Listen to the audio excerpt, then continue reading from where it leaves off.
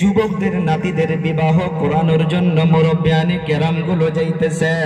যখন ঘর ভরা মানুষ একত্রিত হইয়া বসে, বলে কে গো আপনাদের কোনো ডিমান্ড আছে নাকি? বলে আমাদের নাই। বলে আপনাদের? বলে আমাদেরও নাই, কিন্তু কথা আছে। ডিমান্ড নাই কিন্তু কথা আছে। ডিমান্ড কোন পক্ষ থেকে করতে পারে?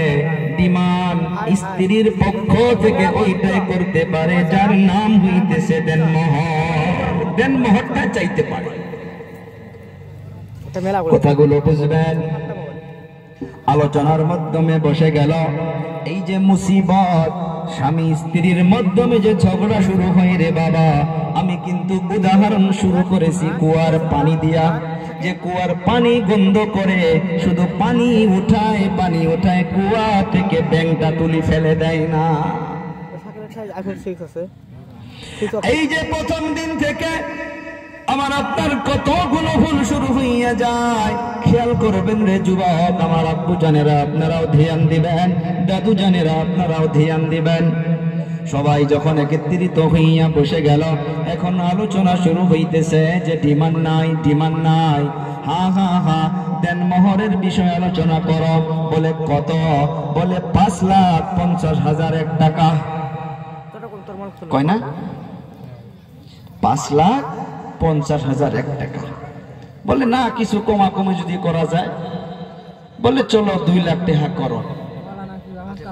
ওই বৈঠকে ওলামায়ে কেরাম থাকে, ইমাম সাহাব বসে থাকে, কিন্তু ইমাম সাহাব ওলামায়ে কেরাম মুফতিয়ানে কেরামদেরকে প্রশ্ন না করে কলেজের প্রিন্সিপাল স্যারদের কাছ থেকে ফয়সালা নিয়ে বিবাহর ওই দেনমোহর ঠিক করে।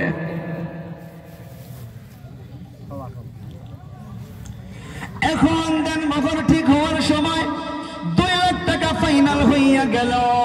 2 লাখ টাকা ফাইনাল হওয়ার পর বিবাহ করার জন্য যেদিন আসতেছে, মাত্র 60,000 টাকা দেনমোহর আদায় দেওয়ার জন্য প্রস্তুত হইয়া বস্তু বাহিনী বানায় আনছে। এখন কাজী সাহেব, উকিল সাহেব, সাক্ষী সবগুলা ওই মেয়ের বগলে যখন চলে যায়, অমুক গ্রামের অমুক সাহাবের অমুকের ছেলে অমুক 2,10,000 টাকা দেনমোহর ধার্য করিয়া 60,000 টাকা দেনমোহর আদায় দিয়া বাকি টাকাকে বাকি রাখিয়া তোমাকে শাদী করতে আসিয়াছে। তুমি রাজি আছো কিনা? কয় না, না এরকম করি। অন্তরে হাত দিয়া বলুন, সেদিন তো ওই মেয়ে রাজি নাই বলি বলবে না। কারণ কোতে দেরি করলে 5 মাসে থাকি গুতে মানুষ বেয়া ভাববো না। হলে তুই কোতে দেরি করলে মানুষ ভাববো আর কড়িও লিংলাং আছে, ফোনাফোন কোষ। এই যে 2 লক্ষ টাকা দেনমোহর ধার্য করিয়া 60,000 টাকা দেনমোহর আদায় দিয়া বাকি টাকা বাকি রাখিলাম রে আব্বু জানেরা, শরীয়তের নজরে এইটা কি বলে আজ পর্যন্ত তো কেউ জানলাম না। এখন কিছু কিছু বুঝতেছে। পিছনে বলে জায়গা হইতেছে না, অল্প একবারে আসি কষ্ট করে, হালকা হালকা অল্প। মাশাআল্লাহ, এই বছরের প্রথম মাহফিল যে মানুষ এরকম করে বসে আছেন, আলহামদুলিল্লাহ বলি। অল্প চাপি আসি। জি জি জি, পিছনে জায়গা হইতেছে না, অল্প চাপে আসি। আর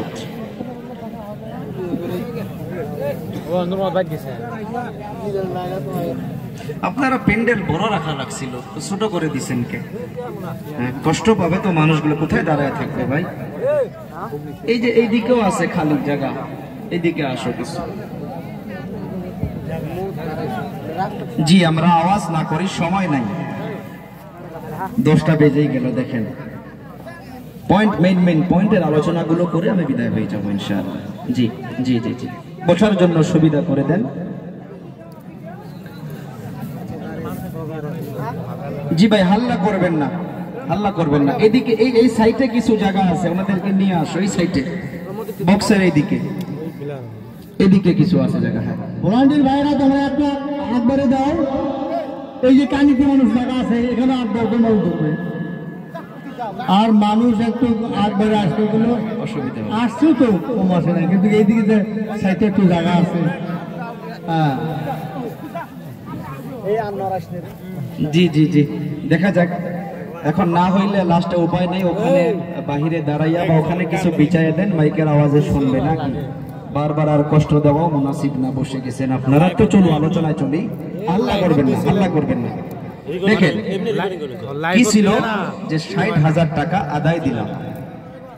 আমাদের জিন্দেগি আমরা দেখব কি পথে চলতেছি আর কি করতেছি, আর যেটা হয়ে গেছে তার উপরে আফসোস করে আল্লাহর কাছে মাফি চাবো। মাফ করনে ওয়ালা কে? আল্লাহ। বলবেন যে হুজুর তাহলে আগের এলে বিয়ে কি পোষা গেছে নাকি? নাউজুবিল্লাহ। যেটা হয়ে গেছে সেটা হয়ে গিয়ে সেটা আল্লাহ জানে। কোন ওলামা কেরাম সার্টিফাই দেবে না যে আপনার বিবাহটা এরকম হয়েছে। কিন্তু আমরা আপগ্রেড হইতে লাগে, আমরা সুদূরণী হইতে লাগে, যে না যেগুলো ভুল আমাদের মাধ্যমে আছে আমরা সেগুলো কেমন করে এখন আমরা সুদূরণী হব, আমাদের ছেলে মেয়ে নাতিপুতিদের দ্বারা যেন আমরা এগুলো ভুল আর না করে।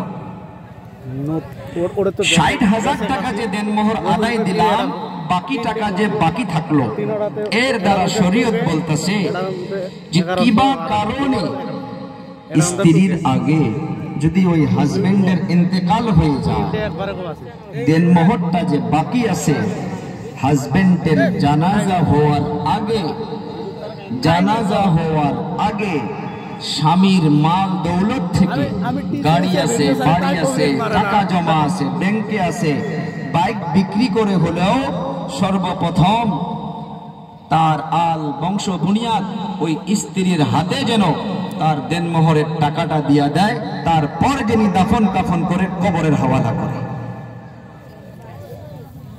কত বড় মারাত্মক কথা আমার আপনার জন্য জিন্দেগি।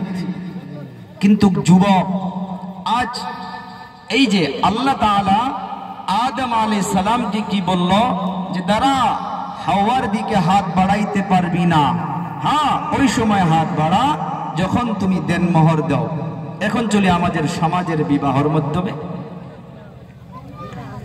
দেনমোহর 2 লক্ষ টাকা করলো, 60,000 টাকা আদায় দিল, বাকি টাকা বাকি রাখলো। শরীয়ত বলতেছে স্বামীর ইন্তেকালের পর তুমি স্বামীর গাড়ি বাড়ি বিক্রি করিয়া তুমি দেনমোহর আদায় দিয়া তারপর জানাজা করো।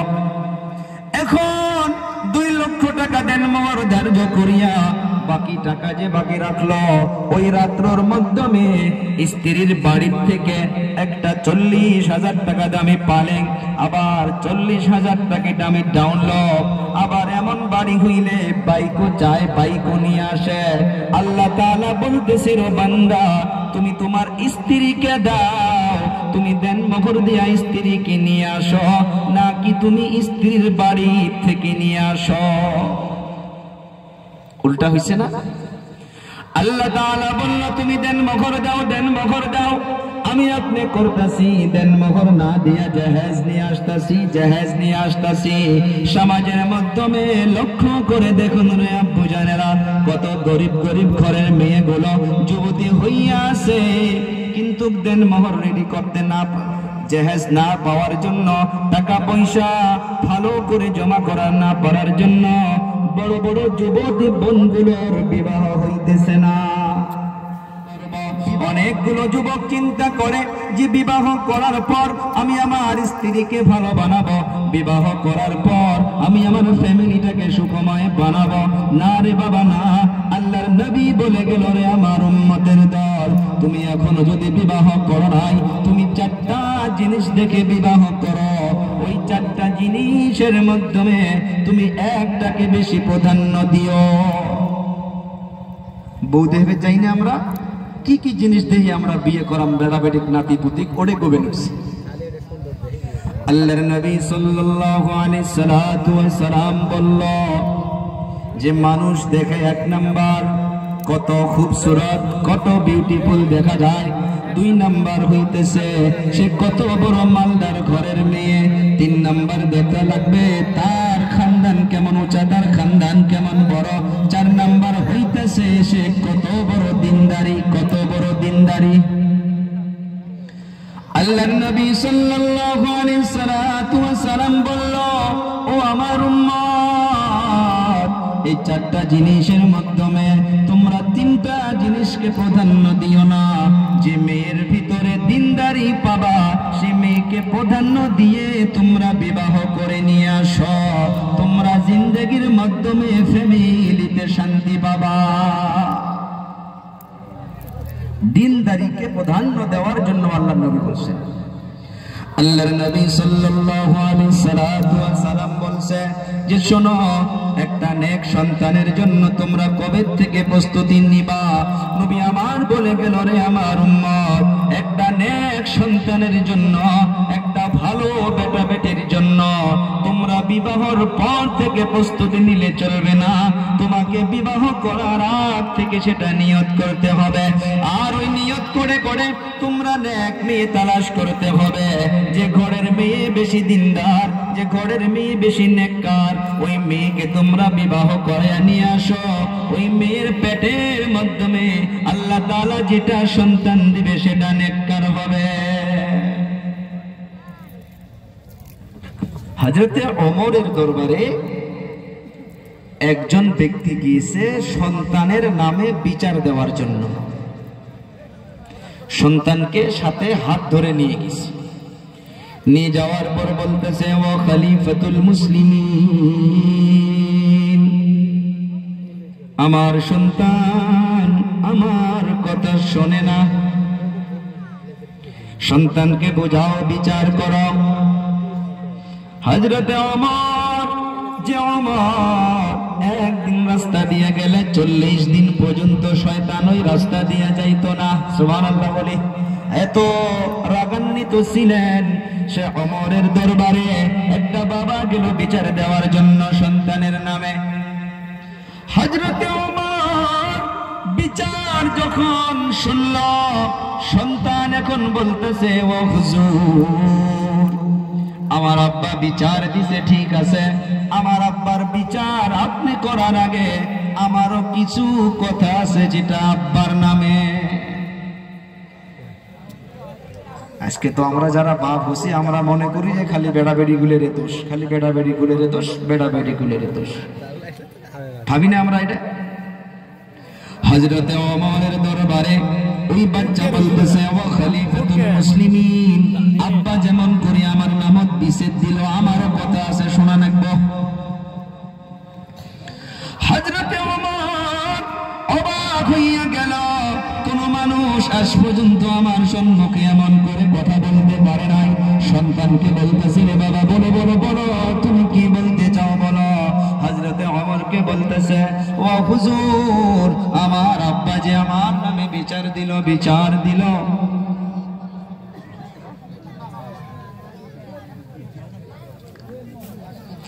নানাকে ভাইজান কষ্ট পাবো মানুষগুলোকে বারে বারে।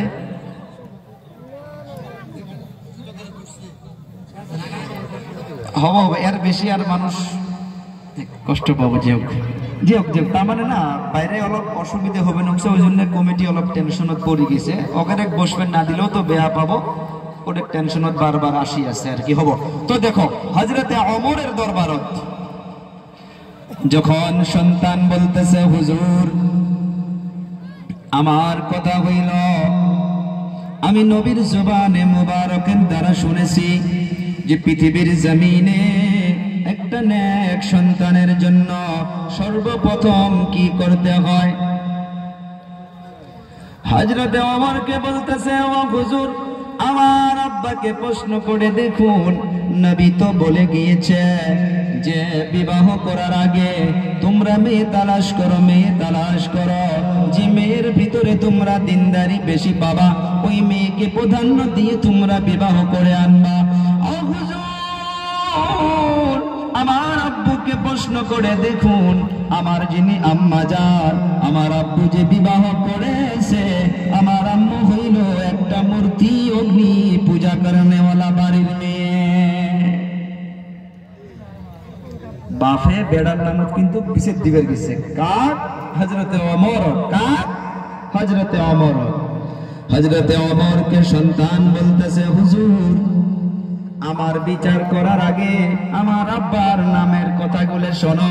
আমার আব্বু জান যে আমার আম্মা জিনাকে বিবাহ করেছে, আমার আম্মু জান হইতেছে একটা অগ্নি পূজা করনেওয়ালা বাড়ির মেয়ে। আমার আম্মু আব্বুকে, কেন আমার আব্বু অগ্নি পূজা কারণেওয়ালা বাড়ির মেয়েকে বিবাহ করলো, সেটা আপনি বিচার করেন। হযরতে ওমর এইটা লিখে রাখলো। সন্তান বলতেছে, ও হুজুর এখনো শেষ নয়, শুনবেন ভালো করে আব্বু জানেরা, পর্দার আড়ালগত মা ভগ্নীরা আপনারা শুনবেন। মা বাবার দায়িত্ব বলতেছি, মা বাবার দায়িত্ব। হযরতে ওমরকে সন্তান বলতেছে, ও হুজুর বাবা মার দায়িত্ব হলো সন্তান যখন দুনিয়াতে চলে আসে, ওই সন্তানের দুনিয়াতে আসার পর তার ডান কামে আজান, বাম কামে ইকামত দিতে হয়। জানি না আমার আব্বা করছে কিনা। ও খলিফাতুল মুসলিমিন, 7 দিনের মাধ্যমে মা বাবার দায়িত্ব, মা বাবার দায়িত্ব, মা বাবার দায়িত্ব, বারবার বলতেছি মা বাবার দায়িত্ব। সন্তান দুনিয়াতে আসার পর 7 দিনের দিন সন্তানের জন্য একটা ভালো নাম রাখা মা বাবার দায়িত্ব, ভালো নাম রাখা মা বাবার দায়িত্ব। ও হুজুর 7 দিনের মাধ্যমে মাথার চুলগুলো কামে দেওয়া মা বাবার দায়িত্ব, মা বাবার দায়িত্ব, মা বাবার দায়িত্ব। ও খলিফাতুল মুসলিমিন, আমার আব্বুকে প্রশ্ন করে দেখুন আমার আব্বা আমার কি নাম রাখছে। যখন হযরতে ওমর সন্তানকে প্রশ্ন করে, রে বাবা তুমি বলো কি নাম রাখছে? ও খলিফাতুল মুসলিমিন, আমার নামটা এমন নাম রেখেছে যে নামের অর্থ হইল কবরের পোকা। নাউজুবিল্লাহ বলি, খালি 5-6 জন কোন নাউজুবিল্লাহ। সন্তানের নাম যে নামের অর্থ হবে কবরের পোকা, যেমন ওই গোবরের পোকার থেকে খারাপ নাম আজকে আমাদের সমাজে পাওয়া যায়। খারাপ পাবেন না, আমি কাউকে ডাইরেক্ট চিনি না, সবাইকে আমি একত্রিত হইয়া বলতেছি। আমাদের ভাইদের নাম পাওয়া যাবে টিঙ্কু, আমাদের ভাইদের মুসলমান ভাইয়ের নাম পাওয়া যাবে পিঙ্কু, আমাদের মুসলমান ভাইদের নাম পাওয়া যাবে রাজু, আমাদের মুসলমান ভাইয়ের নাম পাওয়া যাবে আরো ইত্যাদি। সমাজে আছে না নাই কথা কইন? ও যুবক, যদি ডাক নাম এমন কেউ রেখেছেন, একটা তাকে নিজ নাম বলে, এটা মোহাব্বতের ডাক নাম। ও আল্লাহর বান্দা, ডাক নামের মাধ্যমে যে খারাপ আচরণ পড়ে, খারাপ আচরণ পড়ে, ওই নামের জন্য সন্তান খারাপ পথে চলে যায়। দুনিয়ার মাধ্যমে দেখবেন নাম থাকে আব্দুর রহমান, নাম থাকে আব্দুর রহিম, সিদায় ডাকে রহিম রহিম রহিম। ওই রহিম নামের মানুষজন ওই নামের জন্য দুনিয়ার মাধ্যমে খারাপ পথে চলে যাইতেছে, খারাপ পথে চলে যাইতেছে। আর কিয়ামতের দিবসে রে আব্বু জানেরা, আল্লাহ পাক সুন্দর নাম ধরে ধরে ধরে ধরে বান্দা দিগকে ডাকবে। অনেকগুলো এমন হবে ভালো নামের জন্য, আল্লাহ তাআলা ওই নামের জরিয়া করে জান্নাতের ফয়সালা করে দিবে। 7 দিনের মাধ্যমে সন্তানের জন্য একটা ভালো নাম রাখা দায়িত্ব হইল মা বাবার। সন্তানের নামে যে বাবা বিচার দিয়েছিল, ওই বাবাকে বসাইয়া রেখে সন্তান এখন আব্বুর নামে বিচার দিতেছে। ও হুজুর আমার আব্বা আমার নামটা এমন রেখেছে। হযরতে ওমর কাগজে লিখে রাখলো, ও হুজুর এতটুকুই শেষ নয়, আমার 7 দিনের মাধ্যমে তো চুল পর্যন্ত কামায় নাই, এইটাও লিখলো। আর শুনুন, আমরা যিনারা মা বাবা, যিনারা বাবা হিসাবে আছি, যিনারা মা হিসাবে আছেন, এই সবার দায়িত্বগুলো আমি বলতাছি। তারপর দাম্পত্য জীবন কেমন করে সুখময় করা যায় সেদিকে ঢুকব। 7 দিনের বিচারটা দিল, এটা পার হইয়া গেল। ও বাবারা, বন্ধুরা, নবী আমার বলে গিয়েছে, আমার উম্মতের দল তোমরা ভালো করে শুনো, সন্তান যখন 7 বছর বয়স হইয়া যায়, কয় বছর? কথা কোন আপনারা, কোন কিছু? 7 বছর বয়স যখন হইয়া যায়, মা বাবার দায়িত্ব, মা বাবার দায়িত্ব, মা বাবার দায়িত্ব ওই সন্তানকে নামাজের জন্য দাঁড়ানো, সন্তানকে হাতে ধরে মসজিদে নিয়ে যাওয়া দায়িত্ব বাবার, বাবার বাবার বাবার বাবার বাড়ির মাধ্যমে মা তুলে দেওয়া দায়িত্ব হইল মায়ের, মায়ের মায়ের। ও বাবারা, বন্ধুরা, 7 বছর পর যখন 10 বছর হইয়া যাবে, সন্তান যদি নামাজ না পড়ে রে আব্বু জানেরা, লাঠি দিয়া নয়, 10 বছরই বাচ্চাকে লাঠি দিয়ে মারা যাবে না। 10 বছর বছরের বাচ্চাকে হাতের দ্বারা হালকা ফুলকা শাসন করতে হবে নামাজের জন্য। নামাজের জন্য সমাজের মাধ্যমে একটা জিনিস লক্ষ্য করে দেখা যায়, ছোট ছোট বাচ্চাগুলো যখন মসজিদে চলে যায়, কিছু কারণে যদি হাসাহাসি করে, মানুষ ধমকা ধমকি করে, কয় কার বেড়া, এই বাচ্চাগুলো চিল্লায় কে, কয় না কয়। হুজুর গুলো জানবেন মসজিদে নববীর মাধ্যমে আমার আপনার নবী ফরজ নামাজের ইমামতিতে দাঁড়াইলেন, নিয়াত বাঁধিলেন আল্লাহু আকবার, কিরাত শুরু করলেন। কিরাত করার পর রুকুতে চলে গেল, তারপর রুকু থেকে উঠল, সিজদার মাধ্যমে চলে গেল। সিজদার মাধ্যমে পড়া হয় সুবহানা রাব্বিয়াল আ'লা, একবার, দুইবার, তিনবার, পাঁচবার, সাতবার, নবার। বেশি বেশি আমরা 5 থেকে 7 বার পড়ি, বেশিরভাগ 3 বারই পড়া হয়। আল্লাহর নবী সিজদায় গিয়েছে, আর তো সিজদার থেকে মাথা উঠায় না। সাহাবাগিরা অবাক হইয়া গেল, আল্লাহর নবী যে কতবার সুবহানা রাব্বিয়াল আ'লা পড়েছে, হিসাব সারা হিসাব সারা হিসাব সারা। নামাজ যখন শেষ হইয়া গেল, সাহাবাগিরাম প্রশ্ন করলো, ইয়া রাসূলুল্লাহ, ইয়া হাবিবাল্লাহ, কোন ওহী নামাজের মাধ্যমে নাজিল হইছে নাকি? আপনি সিজদার মাধ্যমে যে এত দেরি করলেন, কারণটা কি? আমার আপনার নবী তখন সাহাবা কেরামদেরকে বলল, ও আমার সাহাবীরা রে, আমি যখন সিজদায় চলে গিয়েছি, আমার নাতি হোসেন রাদিয়াল্লাহু তাআলা আনহু, আমি সিজদায় চলে যাওয়ার পর আমার ওই সিজদার মাধ্যমে খাড়ের মাধ্যমে বসে 2 পাও 2 দিকে দিয়েছে, আর আমার হোসেনের হাত দুটো আমার কানের মাধ্যমে ধরেছে। যেমন করে মানুষ ঘোড়া চালায়, আমার নাতি নামাজের মাধ্যমে সিজদার মাধ্যমে আমার ঘাড়ের মাধ্যমে 2 পাও 2 দিকে দিয়া আমার কান ধরে খেলাধুলা করতেছে। সেই জন্য আমি নামাজের সিজদাকে বাড়াইয়া দিছি। আকলমন্দের জন্য ইশারা কাফি। এর দ্বারা কি বোঝায়, কি বোঝায়, কি বোঝায়? যদি নামাজের মাধ্যমে ছোট বাচ্চা যাওয়া ডিস্টার্ব হইতো, আল্লাহর নবী সাথে সাথে এলান করে দিত, রে সাহাবীরা শোনো, এমন করে বাচ্চাদেরকে মসজিদে নিয়ে আসো না, এমন করে বাচ্চাদের জন্য তোমরা মসজিদে জায়গা করে দিও না, কারণ তারা সিজদায় গিয়ে ডিস্টার্ব করে, তারা হাসাহাসি করে। আল্লাহর নবী এলান করে দিল, এমন ভাবে ছোট বাচ্চাগুলো যদি মসজিদে আসে, তাদের জন্য তোমরা কোনো ক্ষতি করো বলে মনে করিও না, তাদেরকে তোমরা দরকার পড়লে মাঝে মাঝে নিয়ে দাঁড়াইয়া যাও। এই বাচ্চাদেরকে যদি আজকে মসজিদে থাকতে না দাও, যখন 15 থেকে 20 বছর বয়স হইয়া যাবে, তখন তাদেরকে আর ডেকেও মসজিদে পাওয়া যাবে না।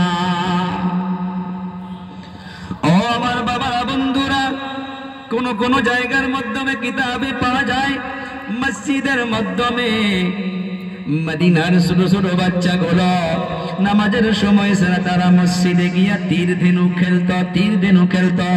আল্লাহর নবী বাধা করতো না, খেলতে দাও, তারা নিষ্পাপ ফারিস্তার মতো বাচ্চা, খেলতে দাও। যখন নামাজের সময় হইয়া গেছে, মুয়াজ্জিন যখন ডাকছে আল্লাহু আকবার, আল্লাহু আকবার, আল্লাহর নবী তখন বলছে, এলান করে দাও, ও বাচ্চারা, তীর ধেনু রাখো, এমন করে ওযু করো, এমন করে নিয়ত বাঁধো, এমন করে সিজদা করো, নামাজের পর তোমরা আবার খেলাধুলা শুরু করিও।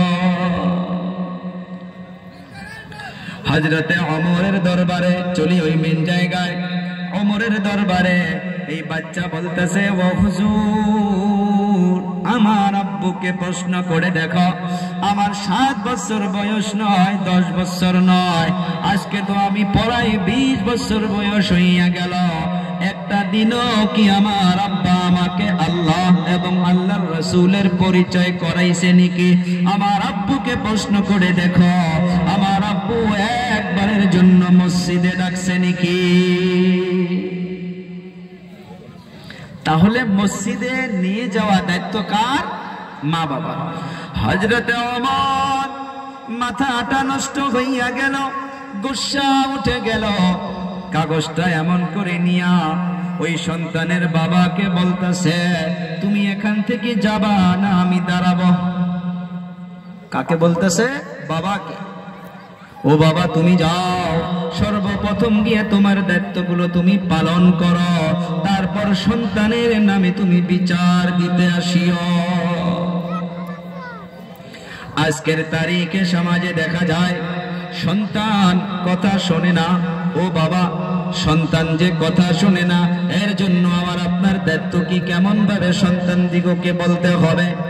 আল্লাহ তাআলা হযরত লোকমান হাকিমের কিছুগুলো নসিহত ওসিয়ত কোরআনে কারীমের মাধ্যমে আল্লাহ তাআলা সুন্দর করে লোকমান হাকিমের নামে একটা সূরা অবতীর্ণ করেছে। ওই সূরার মাধ্যমে আল্লাহ তাআলা সুন্দর করে সন্তান দিগকে কেমন করে নসিহত করতে হবে, ওসিয়ত করতে হবে।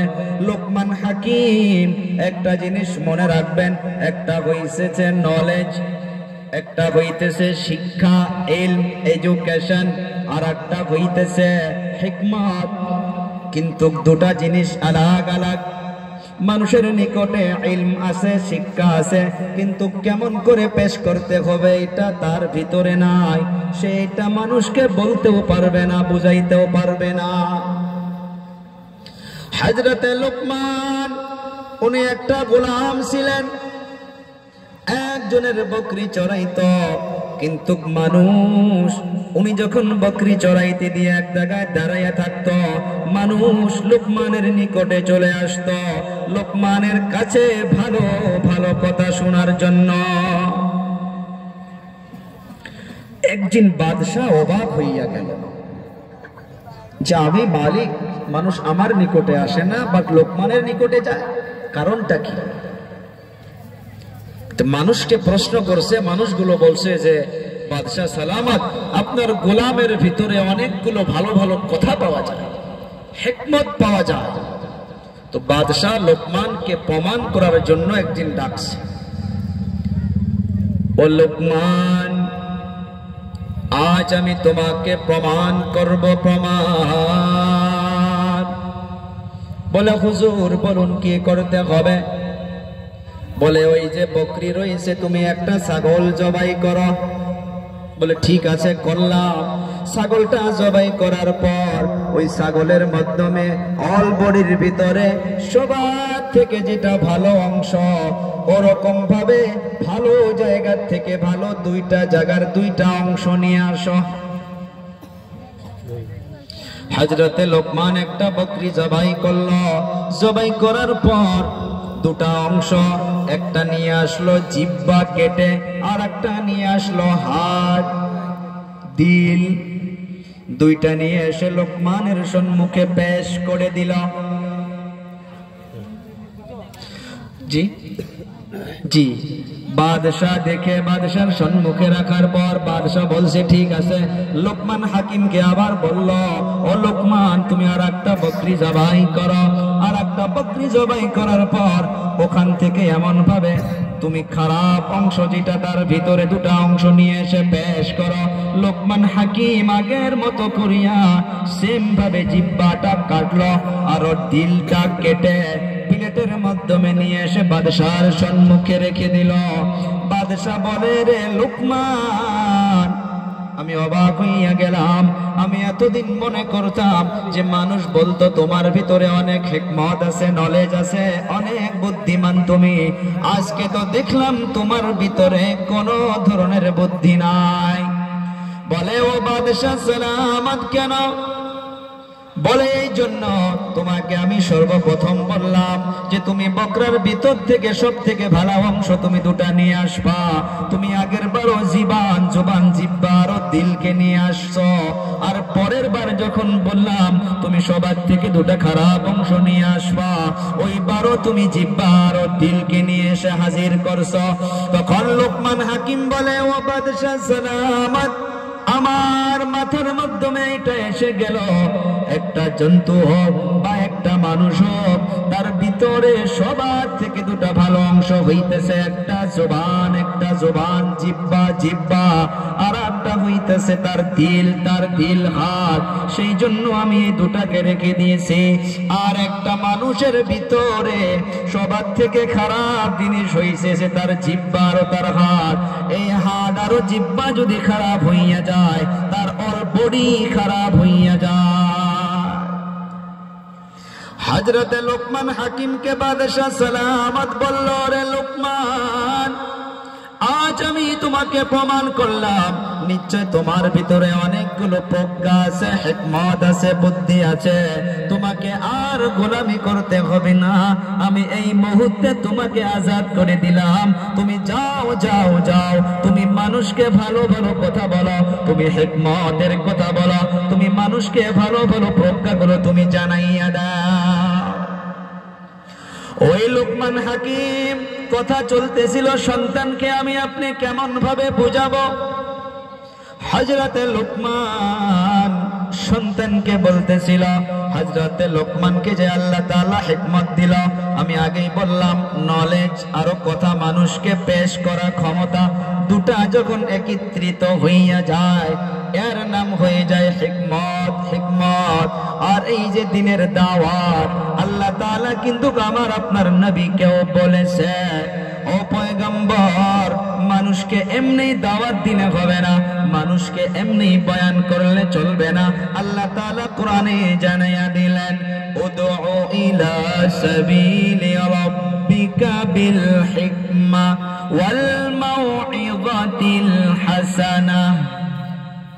বুঝেন, এই যে আমার আপনার জবানে এগুলো আসতে হবে। আজকে ও আব্বু জানেরা, আমার দাদু জানেরা, আজ কিছু জিনিস শুনবো, পারলে কমসে কম কয়েকটা আমলে নিব ইনশাআল্লাহ। হযরতে লোকমান হাকিম সন্তানকে এমন ভাবে সুন্দর ভাবে, একটা হইতেছে হুকুম আর একটা হইতেছে ওয়াজ করা, পার্থক্য আছে। আমি বলবো এটা কর, আর একটা আছে যে ভাই এটা করলে ভালো হয় নাকি, পার্থক্য আছে না? এই বাবা বাজারত যা তো, বাবা বাজারত যাওয়া লাগছিল বা, আছে পার্থক্য। একটা ওয়াজ করা আর একটা আদেশ করা, পার্থক্য আছে। আল্লাহ তাআলা নবীকে বলছে, উদউ ইলা সাবিলি রাব্বিকা, ও পয়গম্বর, আপনি মানুষকে আল্লাহর পথে ডাকেন। কি দিয়ে ডাকবেন? নাম্বার 1 হইতেছে বিল হিকমা, হিকমতের সাথে। 2 নাম্বার ওয়াল মাউইযা, নসিহতের সাথে। কি নসিহত? হাসানা, ভালো ভালো নসিহতের দ্বারা। আল্লাহ তাআলা লোকমানকে হিকমত দিলেন। লোকমান হাকিমকে আল্লাহ তাআলা বলতেছে, ওয়ালাকাদ আতাইনা লুকমানাল হিকমাতা আনিশকুর লিল্লাহ ওয়া মান ইয়াশকুর ফাইন্নামা ইয়াশকুরু লিনাফসিহি ওয়া মান কাফারা ফাইন্নাল্লাহা গানিয়্যুন হামিদ। আল্লাহ তাআলা বলতেছে যে আমি লোকমানকে হিকমত দিলাম। ও লোকমান, এই জন্য তুমি আল্লাহর শুকরিয়া আদায় করো। শুকরিয়া কার আদায় করব? সব জায়গায় কার শুকরিয়া হবে? ভাত খাওয়ার পর কার? আওয়াজ নাই। বিমারের থেকে সুস্থ হইলে কার? সব জায়গায় আল্লাহ পাকের শুকরিয়া আদায় করতে হবে। এই যে আল্লাহ তাআলা, এই যে ঠান্ডার সময় আমি তো চেয়ারে বসে আছি, আপনারা খেড়ের মাধ্যমে বসে আছেন, কিন্তু আমার আপনার অনেকগুলো ভাই বন্ধু বাড়িতে বসে আছে যারা পাবজির মাধ্যমে লিপ্ত হয়ে আছে। আল্লাহ তাদেরকে কোরআনের মাহফিলের জন্য পছন্দ করে নাই। আল্লাহ যে আপনাকে আমাকে পছন্দ করলো, 5-6 ঘন্টা আমাকে ওখান থেকে নিয়ে আসলো, এইটা আল্লাহ পছন্দ করেছে। এর জন্য আল্লাহর শুকরিয়া আদায় করতে হবে। লোকমান হাকিমকে বলল আল্লাহর শুকরিয়া আদায় করো। একটা জিনিস শুনে রাখো, যে শুকরিয়া আদায় করবা সে নিজের জন্য আদায় করবা। একটা কথা মনে রাখবেন, আমি আপনি যদি আল্লাহর শুকরিয়া আদায় করি, এর মাধ্যমে আল্লাহ তাআলা বলতেছে, রে বান্দা, এর জন্য তোমারই ফায়দা হবে। মানুষ শুকরিয়া আদায় করলে আল্লাহর কোনো আসে যায় না, মানুষ না শুকরি করলেও আল্লাহর কোনো নেমতের কমি বেশি হবে না। আল্লাহ কারো মুখাপেক্ষী নয়। আল্লাহ তাআলা জানিয়ে দিল, তুমি যতই শুকরিয়া আদায় করবা, তুমি নিজের জন্য শুকরিয়া আদায় করবা। আল্লাহ তাআলা কোরআনে কারীমের অন্য জায়গায় বলেন, লা ইন শাকারতুম লা আযীদান্নাকুম। ও মানুষ, শোনো শোনো শোনো, যারা শুকরিয়া আদায় করবা, আমি আল্লাহ তাআলা তাদের নেমতকে বাড়াইয়া দেব। সুবহানাল্লাহ বলে, ওয়ালা ইন কাফারতুম ইন্না আযাবি লাশাদীদ। আর যারা শুকরিয়া আদায় করবা না, শুনে রাখো, আমার আল্লাহর আযাব অতি ভয়ঙ্কর। তো আমি চলতেছিলাম যে সন্তানকে ওসিয়ত নসিহত লোকমান হাকিম কেমন করে করলো। আল্লাহ তাআলা বলতেছে, ওয়া ইয ক্বালা লুকমানু লিবনিহি ওয়া হুয়া ইয়াইদুহু। অল্প অল্প করে বোঝেন শিক্ষিত সমাজ। ইয়াইদুহু শব্দের মানা ওয়াজ করেছে, আদেশ করে নাই লোকমান হাকিম। আল্লাহ তাআলা বলতেছে, ওয়া ইয ক্বালা লুকমানু লিবনিহি ওয়া হুয়া ইয়াইদুহু ইয়া বুনাইয়া। ইয়া বুনাইয়ার ভিতরে যে এতগুলো মোহাব্বত লুকিয়ে আছে, আমি কেমন করে আপনাদেরকে বুঝে আমি বলে বোঝাবো। দেখুন, ইয়া বুনাইয়ার ব্যাখ্যা অনেকগুলো করেছে। ও আমার আদরের সন্তান, ও আমার মোহাব্বতের সন্তান, ও আমার কলিজা টুকরা রে বাবা, দেখ রে বাবা, আমি তোর জন্য সবকিছুই করতেছি। আমি তোর জন্য দেখ মেহনত করে দোকানে সকালে যাই, রাত্রে 8টা বাজায় আসি। আমি তোর জন্য দেখ ঠান্ডার মাধ্যমে সবজি বাজারে নিয়ে যাই। ও বাবা, আমার অল্প কথা শুন রে বাবা, বস। এটা আঙ্গে ভাষাত বুঝলেন। আল্লাহ তাআলা কোরআনে বলতেছে, লোকমান নিজের সন্তানকে বলতেছে, নিজের সন্তানকে নসিহত করতেছে। আল্লাহ তাআলা তুলে ধরলো, ওয়া হুয়া ইয়াইদুহু ইয়া বুনাইয়া। ও আমার আদরের সন্তান, সর্বপ্রথম সন্তানকে যে লোকমান যেটা শিখাইল, সেটা হইতেছে আল্লাহর একত্ববাদীর কথা। সুবহানাল্লাহ বলি। কথাগুলো মিলাবেন। ওই যে ওমরের দরবারে যে সন্তান যে বিচার দিল, যে ও ওমর, আমার আব্বা আমাকে আজ পর্যন্ত আল্লাহ নামটা পর্যন্ত শিখায় নাই। সর্বপ্রথম বলতেছে, ওয়া হুয়া ইয়াইদুহু ইয়া বুনাইয়া লা তুশরিক বিল্লাহ। ও আমার সন্তান, ও আমার আদরের ছেলে, শোন রে বাবা, শোন, আল্লাহর সাথে কাউকে শরীক করিও না। সুন্দর করে বুঝাইতেছি, ইন্নাশ শিরকা লাযুলমুন আযীম।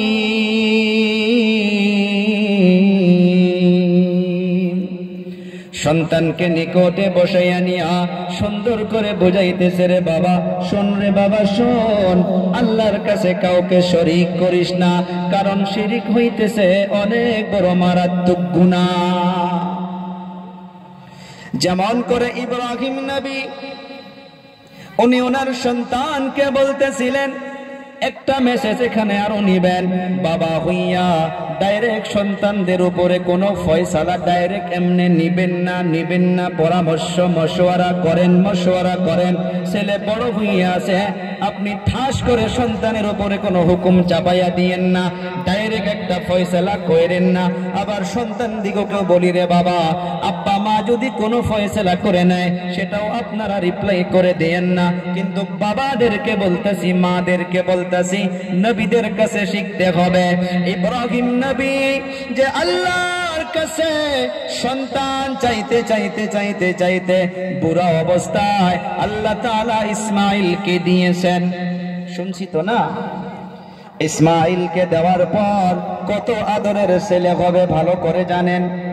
ছেলে নাই, একটার পর একটা কুরবানি ছেলে হওয়ার পরেও আবার শেষের দিকে আল্লাহ তাআলা ইব্রাহিমকে বলতেছে, ইব্রাহিম নবী স্বপ্নের মাধ্যমে দেখলো, ইব্রাহিম নবী স্বপ্নে দেখার পর ইসমাঈলকে বলতেছে ইয়া বুনাইয়া।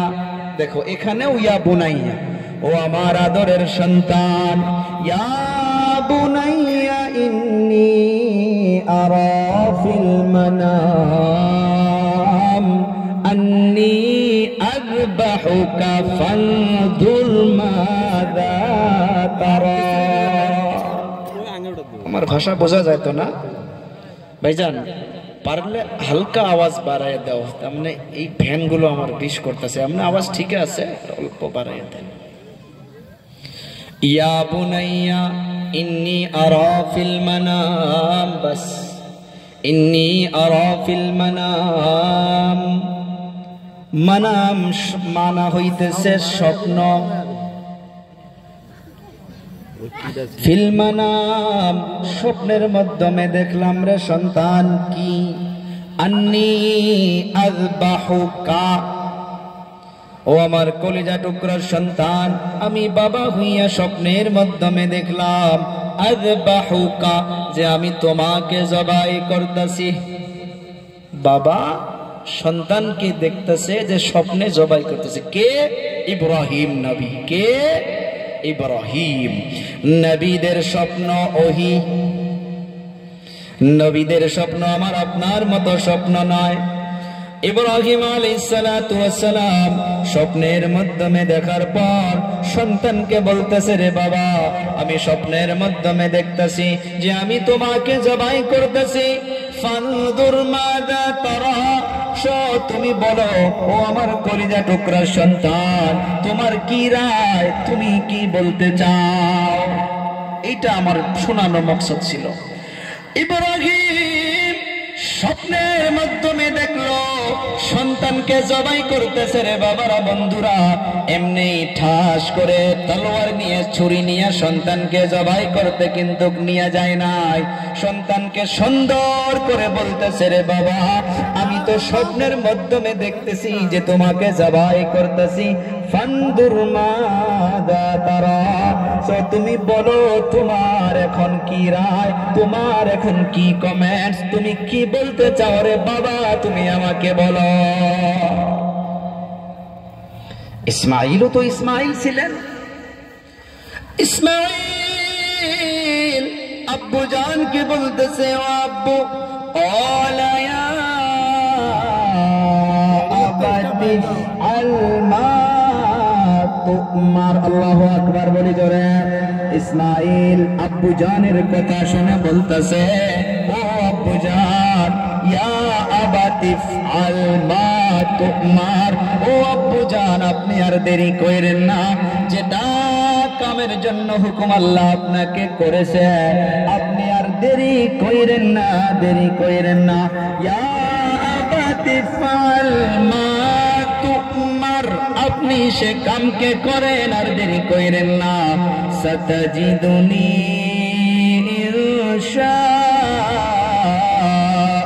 ইনশাআল্লাহু মিনাস সাবিরিন। এখানে দেখেন আয়াতের ভিতরে কত মজার কথা। একটা একটা বস্তুর থেকে, শব্দ থেকে একটা একটা করে আমরা নিতে হবে আর আমলের উদ্দেশ্য নিতে হবে। ইসমাঈলের কথার মাধ্যমে এখানে একটা পয়েন্ট রয়েছে যেটা অনেক দামি, অনেক দামি। মুফাসসিরিনে কেরাম নোকতাগুলো আলাদা করে লিখে লিখে রাখে। ইসমাঈল তো ডাইরেক্ট বলতে পারতো, ও আব্বুজান আপনি আমাকে জবাই করেন, ইনশাআল্লাহ আমি সবর করব, এইটা বলে নাই, মিনাস সাবিরিন বলছে। ইসমাঈল বলল, আব্বুজান সাতাজিদুনি ইনশাআল্লাহ, ইনশাআল্লাহ আপনি আনকারিব আমাকে পাবেন। নিশ্চয় আমাকে পাবেন, নিশ্চয় আমাকে পাবেন। কি পাবেন? মিনাস সাবিরিন, ধৈর্য ধারণ করনেওয়ালা ব্যক্তিদের মধ্য থেকে আমাকেও পাবেন। ডাইরেক্ট বলে নাই যে আমি কিন্তু ধৈর্য ধরব, ওইটা বললে তো নিজেকে বড়াই বলে মনে হইতো, বড় বলে মনে হইতো। ইসমাইল বলল, গো আব্বু জান, নিশ্চয় যিনারা ধৈর্য ধারণ করে তাদের মধ্য থেকে আমাকেও একজন পাবেন। তাহলে এখানে কি বুঝলাম? হযরত ইব্রাহিম কিন্তু ডাইরেক্ট ফয়সালা করে নাই। এদিকে লোকমান হাকিম সন্তানকে বলতেছে, ইয়া বুনাইয়া লা তুশরিক বিল্লাহ, ও আমার সন্তান, আল্লাহর কাছে কিন্তু শরীক করা যাবে না। ইন্নাশ শিরকা লাযুলমুন আযীম, নিশ্চয় নিশ্চয় শিরক হইতেছে অনেক বড় মারাত্মক গুনাহ। কোরআনে কারীমের মাধ্যমে আল্লাহ তাআলা জানান যে নিশ্চয় নিশ্চয় আমি আল্লাহ চাইলে সব গুনাহকে মাফ করতে পারি, হ্যাঁ, মাগার আমি শিরকের গুনাহ মাফ করব না। আল্লাহ তাআলা কোরআনের মাধ্যমে জানান, ইন্নাল্লাহা লা ইয়াগফিরু আন ইউশরাকা বিহি ওয়া ইয়াগফিরু মা দুনা যালিকা লিমান ইয়াশা। ইন্না শব্দের মানা নিশ্চয়, অবশ্যই, ইয়াকিনান। আল্লাহ তাআলা বলেন নিশ্চয় নিশ্চয় আমি আল্লাহ চাইলে সব গুনাহকে মাফ করে দেব, শিরকের গুনাহ মাফ করব না। এখন আপনারা অবাক হইয়া গেলেন, ও হুজুর, আল্লাহ তাআলা তো সব গুনাহ মাফ করে, আবার বলেন শিরকের গুনাহ মাফ করবে না? হ্যাঁ, শিরকের গুনাহ মাফ করবে, ওই টাইমে মাফ করবে যখন বান্দা সঠিক দিলে আল্লাহর কাছে তওবা করবে। একজন গুনাহগার 70 বছর পর্যন্ত পাথরকে ডাকতেছে, ইয়া সানাম, ইয়া সানাম। সানাম মিনিংস পাথর, পাথর, পাথর। পাথরকে ডাকতেছে, ইয়া সানাম, ইয়া সানাম, ইয়া সানাম। 70 বছর পর্যন্ত ডাকছে। আপনারা বলুন, পাথরকে সাড়া দিতে পারে? কথা কয় না। পাথরকে ডাকতে ডাকতে ঘুমের তাল এসে গিয়েছে, ঘুমের তালে জুবান থেকে বাহির হইয়া গেছে, ইয়া সামাদ। আল্লাহু আকবার বলি। ও আপু জানেরা, নিন্দের তালে সালামের ডাকায় জুবান থেকে বাহির হইয়া গেছে সামাদ, সামাদ। আল্লাহ পাকের সিফাতি নাম, সুবহানাল্লাহ বলি। যখন ঘুমের তালে জুবান থেকে বাহির হইয়া গেল ইয়া সামাদ, আল্লাহ তাআলার পক্ষ থেকে আওয়াজ এসে গেল, লাব্বাইক ইয়া আবদি। ও আমার বান্দা, আমি তো তোর অপেক্ষায় ছিলাম, আমি তোর অপেক্ষায় ছিলাম রে বান্দা। তুই হাজারো গুনাহ করতে পারস, একবার যদি সঠিক দিল দিয়া বা ভুলেও যদি আল্লাহকে আল্লাহ বলে ডাকস, যা রে বান্দা যা, তোর জীবনের সব গুনাহ আমি মাফ করে দেব। ও আমার আব্বু জানেরা, এখানে কথা রেখে একটা আমি ছোট্ট ঘটনা শোনাই। যেহেতু মাফের কথাটা বললাম, এখানে শিরকের কথা চলতেছে, তারপর অন্য জায়গায় চলব। একজন মা ওনার সন্তান নাফরমানি করেছিল, মা সন্তানের উপরে গুসা হইয়া বাড়ির থেকে বাহির করে দিতেছে। ওই সময় রাস্তা দিয়া একজন যুবক এসে দাঁড়াইয়া গেছে, যে যুবক ড্রিঙ্ক করে করে জীবনটা পার করতেছে, জুয়া খেলে খেলে জীবনটা পার করতেছে।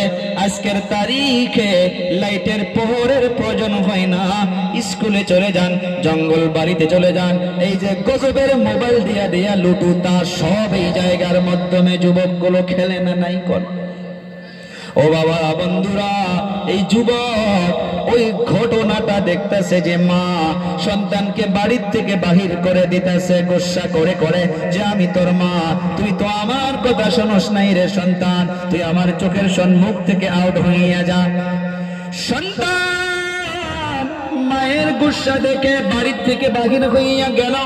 কিছু দূর যাওয়ার পর সন্তান চিন্তা করলো, আহারে আমি তো বাড়িতে মাকে ছেড়ে আসলাম, আমি সারা পৃথিবী যদি তালাশ করি এই মায়ের মমতা, মায়ের আদর, মায়ের মোহাব্বত সারা পৃথিবীতে কেউ দিতে পারবে না। পারবে? এ কথা মনে করে করে সন্তান রাস্তা থেকে ঘুরে এসে আবার মায়ের দরজার মাধ্যমে বসে আছে। মায়ের দরজার মাধ্যমে যখন পড়ে গেল, এই যে গুনাহগার যুবকটা ওখান থেকে যায় নাই, দূর থেকে তাকাইয়া তাকাইয়া দেখতে আছে মা সন্তানের ঘটনা। অল্প পরে দেখে যে মায়ের দরজা খুলেছে, মায়ের এখনো গুসা শেষ হয় নাই। মা গুসার মাধ্যমে সন্তানকে বলতেছে যে তুমি এখান থেকে চলে যাও, আমি তোমার মা, তুমি আমার কথা শোনো নাই রে বাবা, তুমি আমার চোখের সম্মুখে থাকতে পারবা না, চলে যাও, এখান থেকে চলে যাও। তখন সন্তান দাঁড়াইয়া দুই চোখের পানি ছেড়ে দিয়া মাকে বলতেছে রে মা, আমি অনেক দূর চলে গিয়েছিলাম গো মা, আমি চিন্তা করলাম আমার একটা পেট, আমি যে কোনো জায়গায় যাই না কেন, যে কোনো দোকানে কাজ করি না কেন, যে কোনো হোটেলে কাজ করি না কেন, আমি কারো বাড়িতে যদি কর্ম করেও থাকি রে মা, আমার এই পেটটা চলে যাবে। ও মা, আমি যে তোমাকে মা বলে ডাকি রে মা, একবার মা বলে ডাকার সাথে আমার অন্তরটা ভরে যায় রে মা, তোমার আদর স্নেহ সারা পৃথিবীর ভিতরে কেউ দিতে পারবে না। ও মা, এগুলো কথা মনে করে করে আমি আবার আপনার নিকটে চলে আসছি রে মা, যা কিছু কষ্ট দিয়েছি রে মা, আমাকে অন্তর থেকে মাফ করে দাও। এই যুবকটা দাঁড়াইয়া দাঁড়াইয়া মা বেটার ঘটনা দেখতে আছে। মাকে এতটুকু বলার সাথে সাথে মা সব ব্যথাকে দূর করে দিয়া সন্তানকে বুকের মাধ্যমে জড়িয়ে ধরে, সন্তানকে পেশানিতে চুমা দেয়, বুকের মাধ্যমে জড়িয়ে নেয়, ঘরের ভিতরে নিয়ে যায়। এই যুবকটা গুনাহ করতে করতে যে যুবকটা জিন্দেগি পার করতেছে, এখান থেকে যুবকটা একটা মেসেজ নিল, একটা সবক নিল। এই যুবকের খেয়াল এসে গেল, আহারে পৃথিবীর মাধ্যমে মা যদি এমন ভাবে মাফ করতে পারে যে মায়ের অন্তরে মোহাব্বত দেনেওয়ালা আল্লাহ, বলুন কে? আল্লাহ।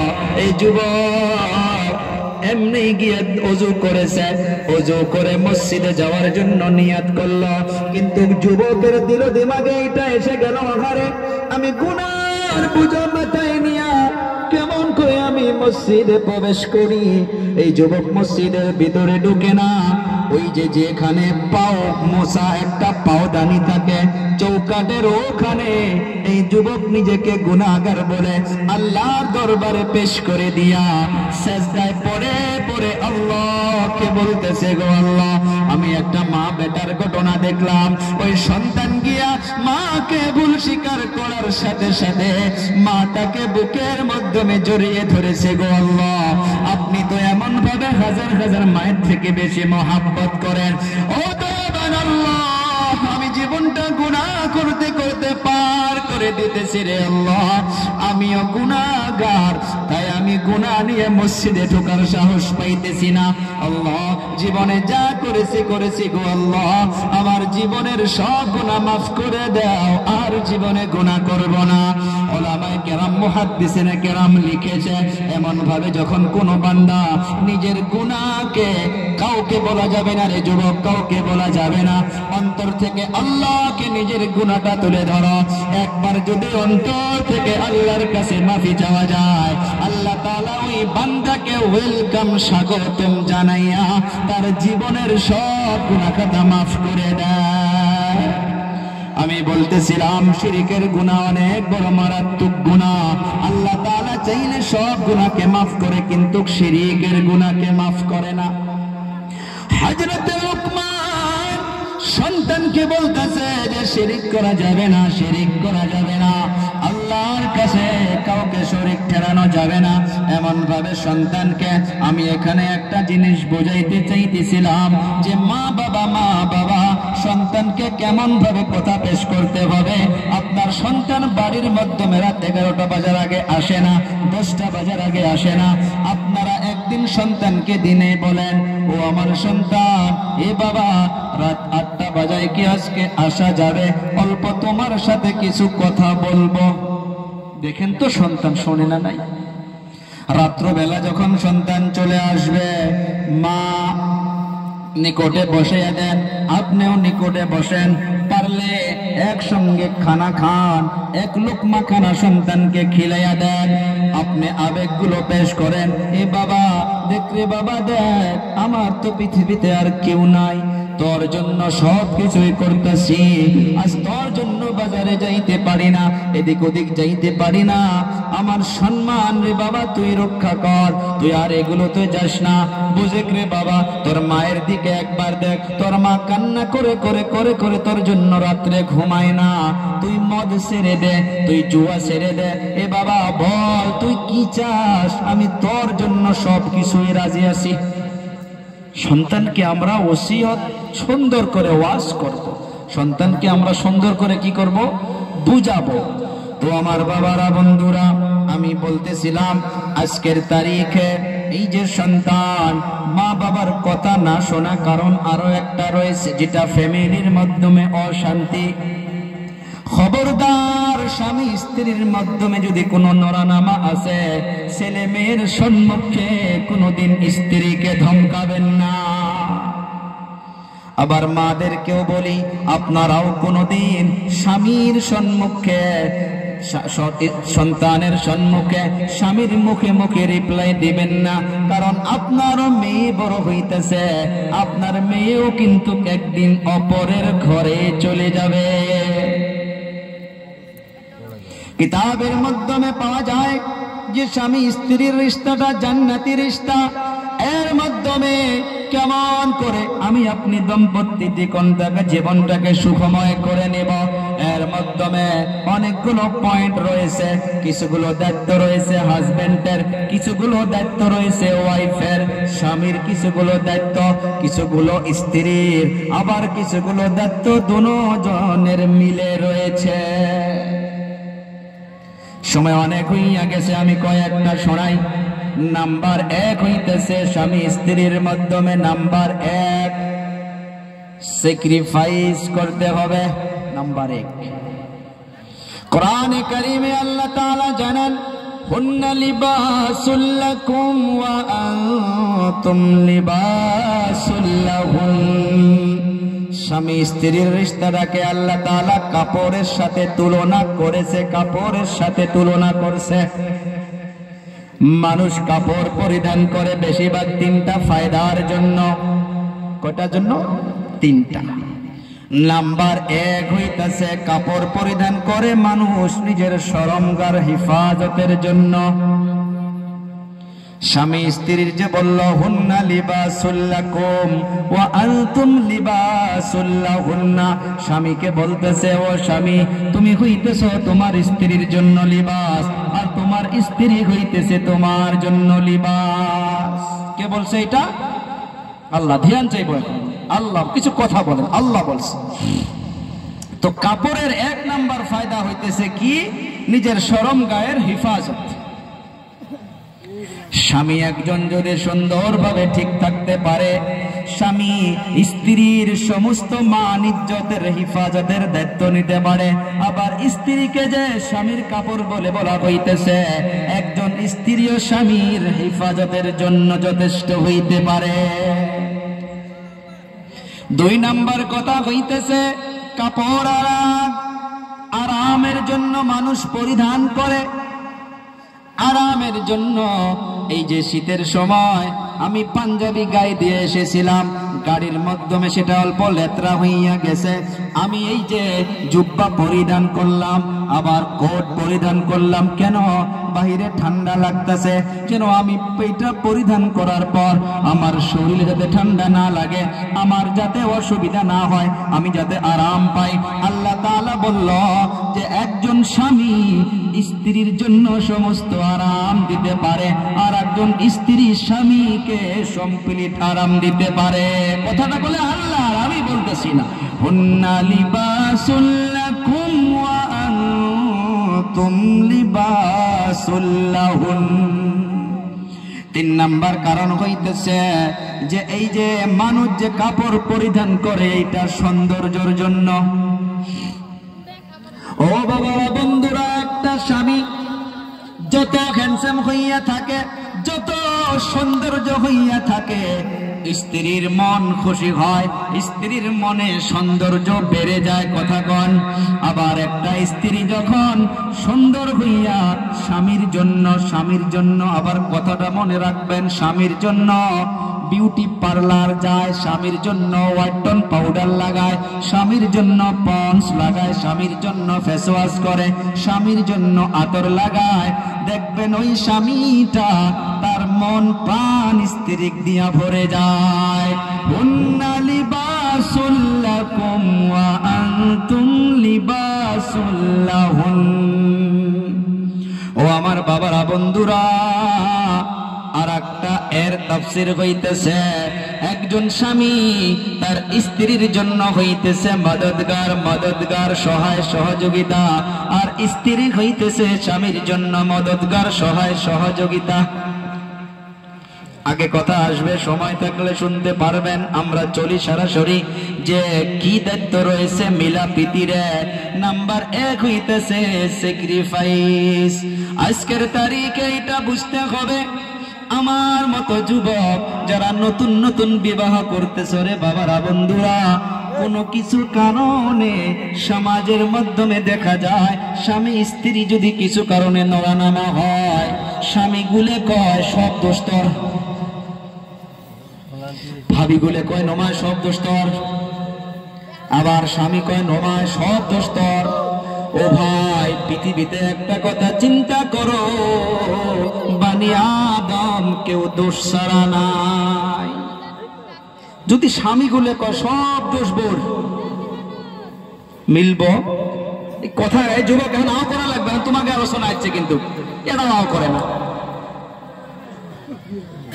কয় বিয়ে করি নাই, বিয়ে না করলে বেশি কয় শোন তুই বক কেমন দে চলাবি, সাফা ভাঙুন, কয় বিয়ে করি নাই। এক নাম্বার দেখো, হাসির খোরাক নমায়, সুন্দর বোঝার চেষ্টা করি ভাই, সময় কম। দেখো স্যাক্রিফাইস ইয়ানি ভাই যদি কয় সব দোষ তোর ভাবির, কারণ ভাবি যদি কয় নমা সব দোষ ভাই, কাম হবো না? স্যাক্রিফাইস করতে হবে, ছাড় দাও, মিলা নাও। তুমি কিছু ছাড়ো, ভাবি কিছু ছাড়ো, চাচা তুমি কিছু বাদ দাও, চাচি কিছু বাদ দে। আর একটা জিনিস মনে রাখো, বউগুলে কিন্তু এটা জিনিসও তামাম খুশি হয়। কমু অলপ যদি কিবে নড়া নামা হয়েছে, ভনাত কই নিজে সরি কইও, কি কইবে সরি তো বুঝি ভুল হয়েছে, এত বউ খুশি হব, একদম খুশি হব।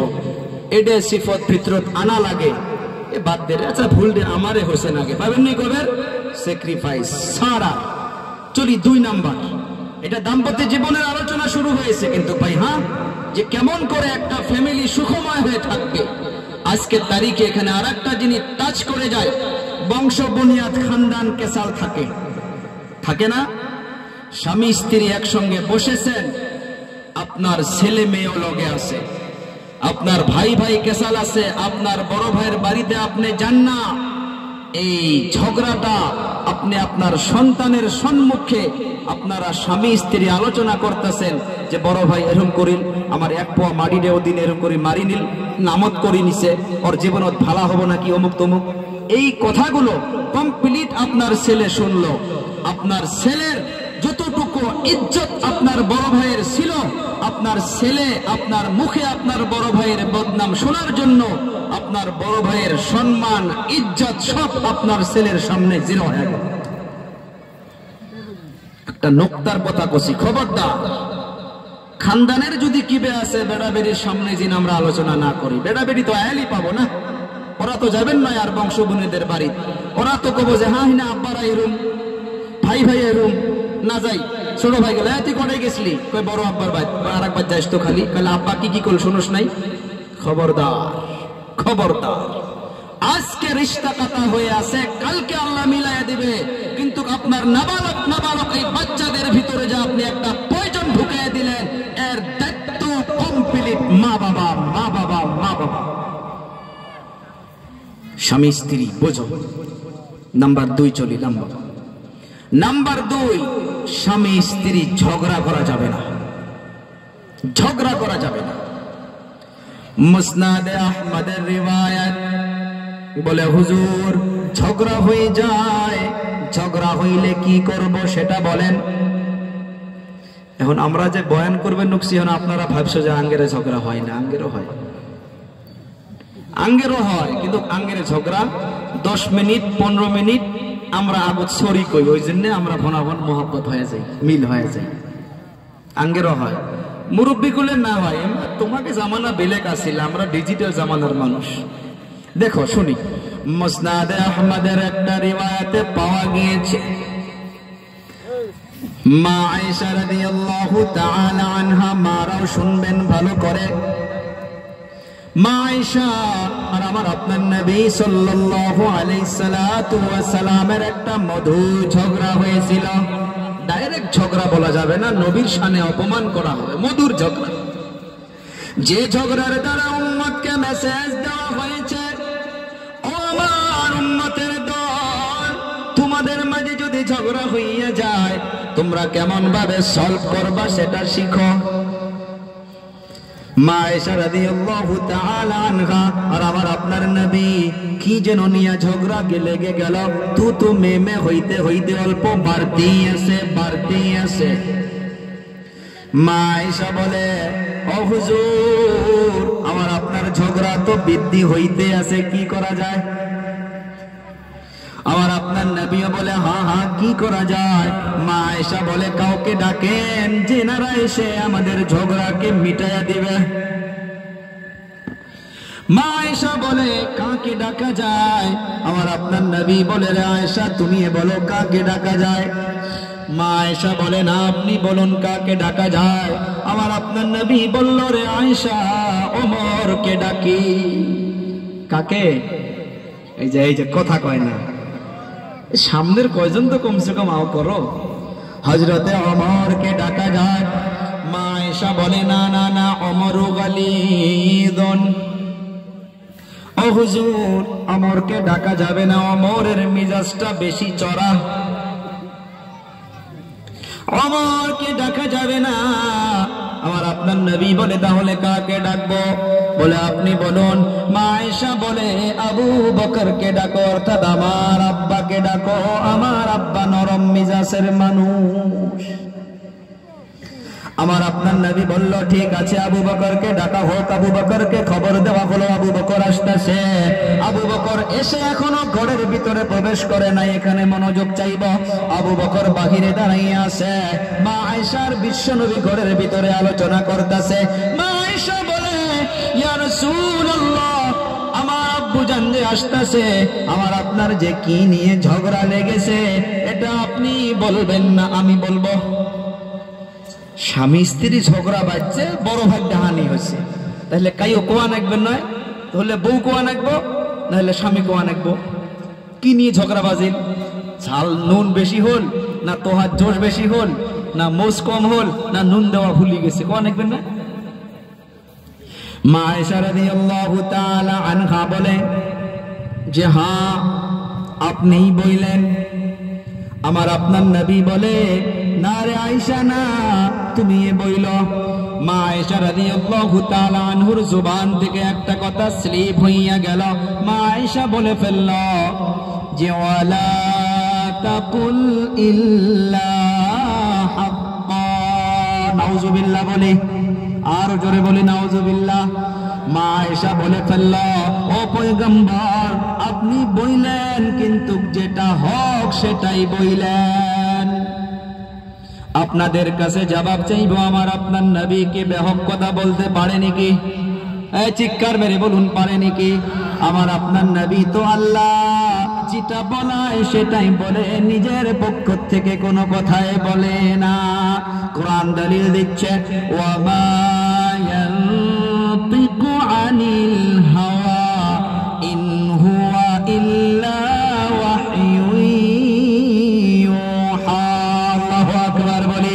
আমার আপনার নবীর সিফাত আল্লাহ বয়ান করলো যে আমার পয়গম্বর পয়গম্বর মুহাম্মাদুর রাসূলুল্লাহ কোন সময় কোন কথা কোন জায়গায় কোন বৈঠকে কোন মজলিসে যে কোনো জায়গায় আমার আপনার নবী নিজের পক্ষ থেকে কোনো কিছুই বলে না।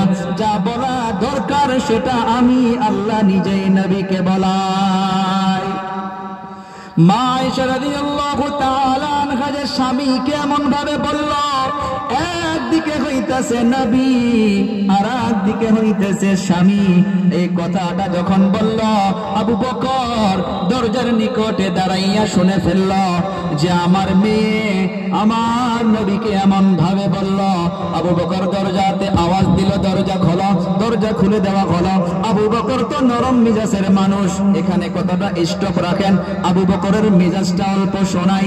এক জায়গার মাধ্যমে তিনজন ইহুদি যিনারা ইসলামের ওই সময় দুশমন ছিলেন, আজ পর্যন্ত দুশমন, যিনারা চেষ্টা করেছিল যে মসজিদে মসজিদে গান বাজাবো, তারা কামিয়াব হয়েছে। আজকের তারিখে প্রত্যেকটা মসজিদে দিনে একবার হলেও গান বাজে, একবার হলেও গান বাজে। বলবেন হুজুর কি কথা কইন? হ্যাঁ, প্রমাণ ওখানে লেখা আছে। মোবাইল সুইচ অফ করবেন, মোবাইল সাইলেন্ট রাখবেন।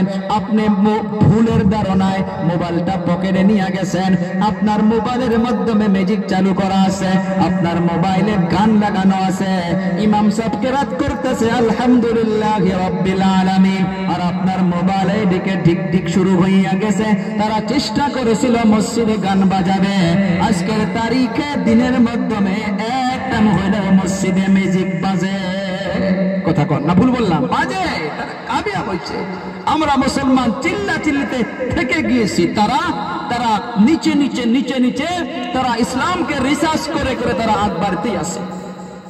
তিনজন ইহুদি আবু বকর রাদিয়াল্লাহু তাআলা আনহুর সম্মুখে আল্লাহকে গালি দিতেছে। আবু বকর শুনতে আছে। আবু বকরকে প্রথম গালি দিছে যে আবু বকর তুই গোলাম, তুই গোলামের বাচ্চা গোলাম। আবু বকর রিপ্লাই দেয় নাই, কিন্তু যখন আল্লাহকে গালি দিল শুনতে শুনতে মাথাটা চিরিত করে উঠল। আল্লাহকে গালি দেওয়ার সাথে সাথে আমার আপনার নবীকেও গালি দিয়ে উঠছে, নাউজুবিল্লাহ বলে। আবু বকর নরম মিজাজের মানুষ, যখন গরম হইয়া যায় রে বাবা, তাদেরকে কিন্তু কার রাখানো মুশকিল হইয়া যায়। আবু বকর নিজেকে গালি দিয়েছে, সহ্য করেছে যে দে আমাকে গালি দিবি, আমার গুনাহ মাফ হবে। আবু বকর নিজের ব্যক্তিগত হিসাবে রাগ করে নাই। যখন আল্লাহ এবং আল্লাহর রাসূলকে গালি দিল, আবু বকরের মাথাটা গরম হইয়া গেল। আবু বকর এক কদম দুই কদম করিয়া ওই তিনজন ইহুদির নিকটে চলে যাইতেছে।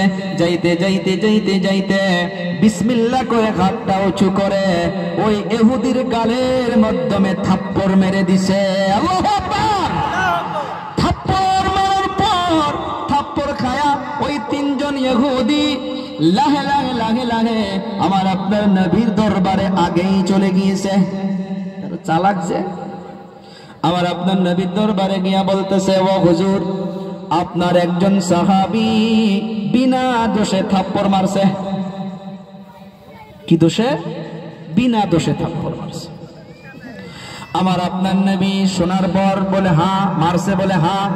আমার আপনার নবী নাম জিজ্ঞাসা করে নাই, ডাইরেক্ট একজনকে বলে যে ওমরকে ডাকো।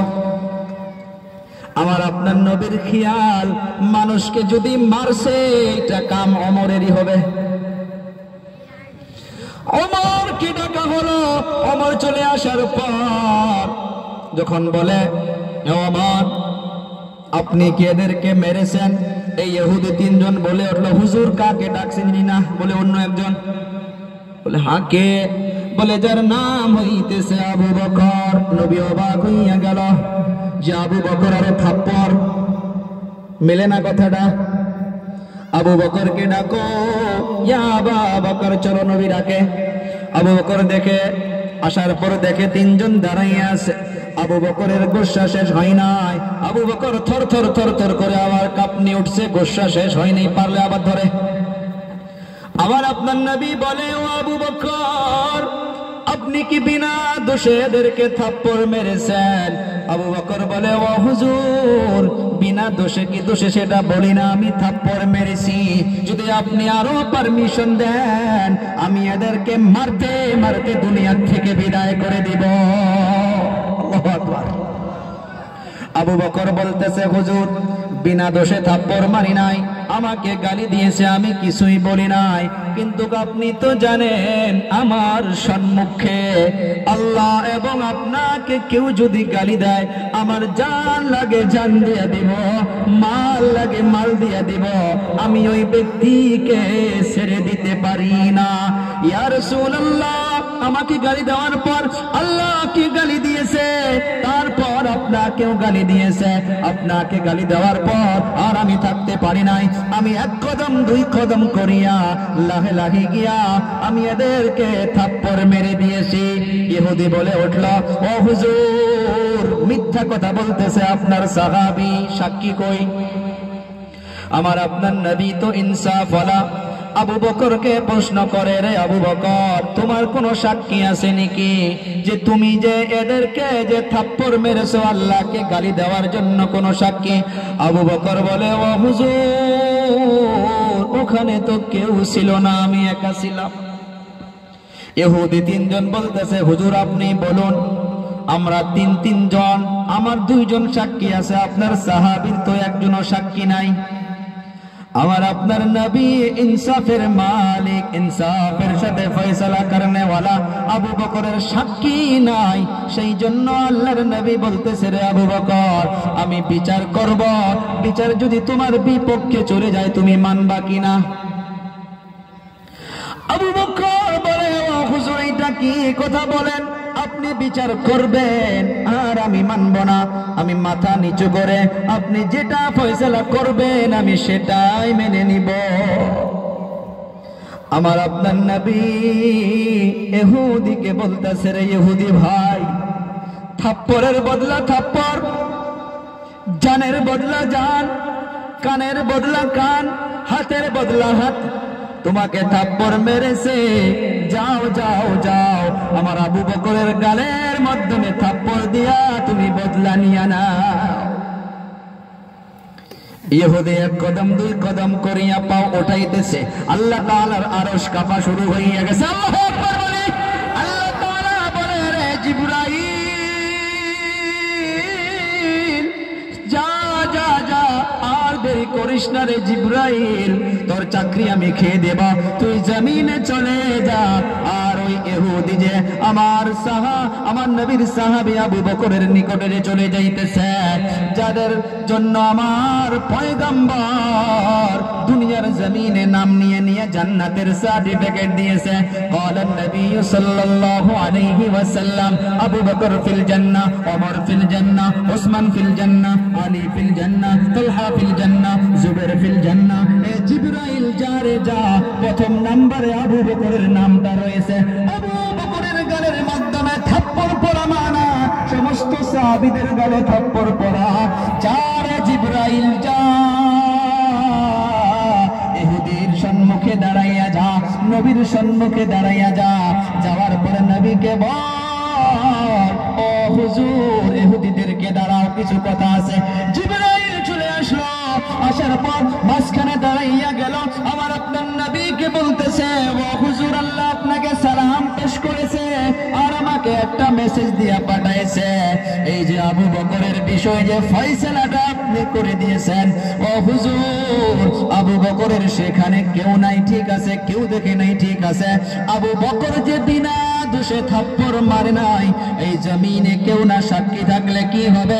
আল্লাহ তাআলা মেসেজ দিয়া দিয়েছে, আবু বকর সত্য সত্য সত্য, এর সাক্ষী কেউ নয়। আল্লাহ তাআলা বলল, আমি আল্লাহ নিজে আবু বকরের সাক্ষী। কোন আবু বকর? ওদিকে বলতে গেলে আরো সময় চলে যাবে, আমি এদিকে চলি। আবু বকর দরজার নিকটে এসে গিয়েছিল, মনে আছে তো? মা আয়েশা আর বিশ্ব নবীর ঝগড়া মিটানোর জন্য আসছে। কোথায় দাঁড়ায় আছে? দরজার নিকটে দাঁড়াইয়া কি শুনছে?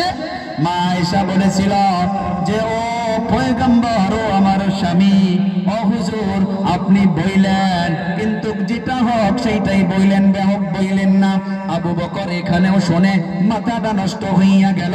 আবু বকর ঠাস করে দরজা খুলে মা আয়েশার নিকটে যাওয়া শুরু হইছে। এক কদম দুই কদম করিয়া মা আয়েশার নিকটে যাইতে যাইতে যাইতে যাইতে হাতটা উঁচু করে মা আয়েশাকে এমন ভাবে থাপ্পড় মেরেছে, নবীকে অপমান করার জন্য মা আয়েশাকে থাপ্পড় মেরে দেওয়ার পর মা আয়েশা জমিনে পড়ে গিয়েছে। আবু বকরের গুসা এখনো শেষ হয় নাই। আবু বকর আবার প্রস্তুতি নিয়েছে যে আবার মারবে। আমার আপনার নবী মনে করলো যে আমার সাহাবী এত নরম মানুষ, ইনার মিজাজ বোধহয় গরম হইয়া গেছে, আর মারতে দেওয়া যাবে না। আমার আপনার নবী মা আয়েশা আর আবু বকরের মাঝখানে গিয়া হাত দুটো এমন করে দিয়ে দাঁড়াইয়া গেছে। আবু বকর বুঝতে পারল যে নবী চায় না যে আমি আয়েশাকে আরো মারি। সুবহানাল্লাহ কই। আবু বকর ওখান থেকে মাথাটা নিচু করে বাহিরে চলে গেল। এখানে মুহাদ্দিসিনে কিরাম একটা নোকতা লিখেছে, এ যুবক, আপনাদের ঝগড়া লাগতে পারে, ভাই ভাই ঝগড়া লাগতে পারে, স্বামী স্ত্রী ঝগড়া লাগতে পারে, যদি দাদুজান এসে যায়, কোন মুরব্বি এসে যায়, কোন উলামায়ে কেরাম সম্মুখে এসে যায়, আপনাদের কর্তব্য ওই মুরব্বিয়ানের সম্মানের খাতিরে, ওই বড় ভাইদের সম্মানের খাতিরে আপনি গুসা ওই জায়গার মাধ্যমে শেষ করে দেন। কিন্তু উল্টে হয়েছে, কাইও যদি ধরবে এসে আরো হাত গোসা ওবে কবা আমাকে ছাড়ি দিত, কয় না না, দাদা আসুক, আব্বা আসুক, বা বড় মা আসুক, যাই আসুক, যদি আসি মানা করছে, বাদ দে রে বাবা, কি হয়েছে, ওবে মানা লাগবে। এখন চলি, তোমরা কি করো ওটাই গল্প করবে নুকছো না, এরা দিন রে বাবা আল্লাহ বসাইছে, অলপ ভালা করে শোনো, শুনে যাও, আমিও শেষ করবো, টাইম হয়েছে। মা আয়েশা রাদিয়াল্লাহু তাআলা আনহা জমিনে পড়ে আছে, মনে আছে। আবু বকর বাহিরে চলে গেল। মাদেরকে ধ্যান দিতে বলবো, স্বামী স্ত্রীর ঝগড়ার জন্য আমার আপনার নবীর স্ত্রী মার খাইলো আব্বার। কার মার খাইলো? আব্বার মার খাইলো। মা আয়েশা জমিনে পড়ে আছে, আমার আপনার নবী মা আয়েশার নিকটে চলে গেল। মা আয়েশার নিকটে যাওয়ার পর আমার আপনার নবী মা আয়েশাকে হাত একবারে দিল। মা আয়েশাকে হাত একবারে দেওয়ার পর মা আয়েশাকে বলে, ও আয়েশা, আমার হাত ধরে ওঠো, দেখো দেখো দেখো, আজ যদি আমি না থাকতাম তোমার আব্বা তোমাকে মেরেই ফেলতো। কে বলতেছে? স্বামী স্ত্রীকে বলতেছে। মা আয়েশা রাদিয়াল্লাহু তাআলা আনহার গোসা করে থাকে নাই। জমিন থেকে আমার আপনার নবীর হাত ধরে উঠে লগে লগে স্বামী স্ত্রী হাসাহাসি শুরু করে দিল। সুবহানাল্লাহ বলি। আবু বকর রাদিয়াল্লাহু তাআলা আনহু বাহিরের থেকে দেখে যে হাসাহাসি, কয় কি কাণ্ড, এলাই দেখলেন তুফেন, এলাই হাসে। আবু বকর দরজার মাধ্যমে আওয়াজ দিল, দরজা খুলে দিল। আবু বকর আসার পর বলতেছে, রে আম্মা জান, ও আমার কলিজা টুকরা আয়েশা, একটা কথা বলে যাই, ভালো করে শোনো। দুনিয়ার মাধ্যমে যখন কারো বা মেয়ে হবে, মেয়েকে বিবাহ দিবে, তারপর তিনারা বুঝতে পারবে, যখন বাবাগুলো মেয়েদেরকে বিবাহ দিয়ে দেয়, যখন নিজের বাড়ির থেকে জামাই বাড়িতে স্বামীর বাড়িতে চলে যায়, যখন মা বাবাগুলো শোনে যে আমার বেটি সুখ শান্তিতে খাইতেছে, ওই মা বাবার আর খুশি হওয়ার জায়গা থাকে না। এ আয়েশা, যখন মেয়েদের জন্য কোনো কথা যখন মা বাবার কানে চলে যায় রে আয়েশা, তখন ছোট থেকে যত কষ্ট করে লালিত পালিত করেছে, ওই সমস্ত কথা মা বাবার জেহেনের মাধ্যমে এসে যায়, তখন বুক ফেটে ফেটে কান্না বাহির হইয়া যায়। আল্লাহর নবী সাল্লাল্লাহু আলাইহি সাল্লাতু ওয়া সালাম বলে যায় যে, শোনো, শয়তান তার সিংহাসনটা নিয়ে একটা পানির মাধ্যমে বসে আছে, আর সকাল বেলা সব শয়তানদেরকে দুনিয়ার মাধ্যমে পাঠাইয়া দেয়, যাও যাও যাও, কে কি কি করতে পারো। আবার সন্ধ্যার সবার কাছে খবর নেয়, কেউ এসে বলে যে আমি ভাই ভাই ঝগড়া শুরু করে দিয়েছি, কেউ এসে বলে যে আমি বাপ বেটার মাঝে ঝগড়া শুরু করে দিয়েছি, সবাইকে বলে বস, তুইও বস।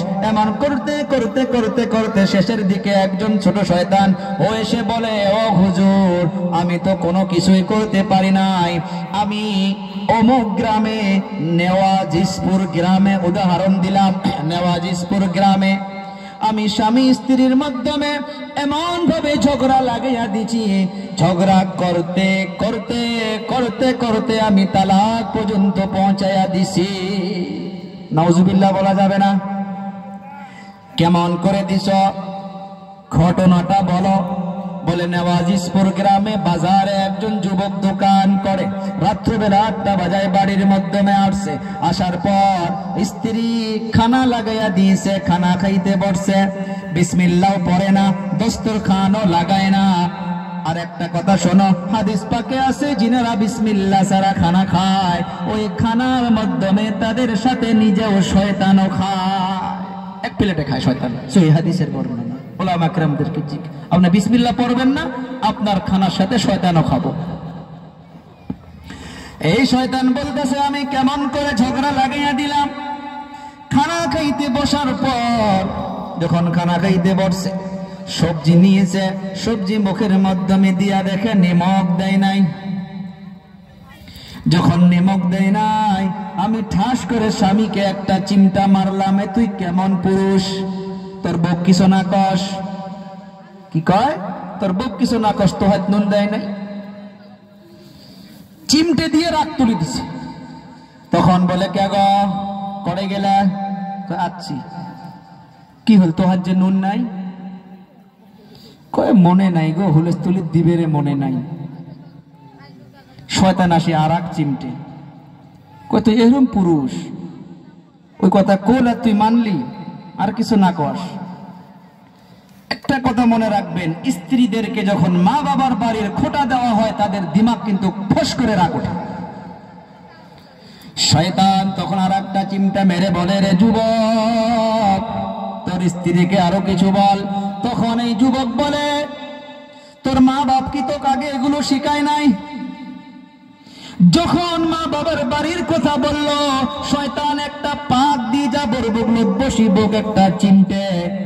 কে গো, তোমাকে তো বড় বড় কথা কয়, তুমি কোনো কেনা রিপ্লাই দেও না। স্ত্রীর মাথা নষ্ট হইয়া গেল।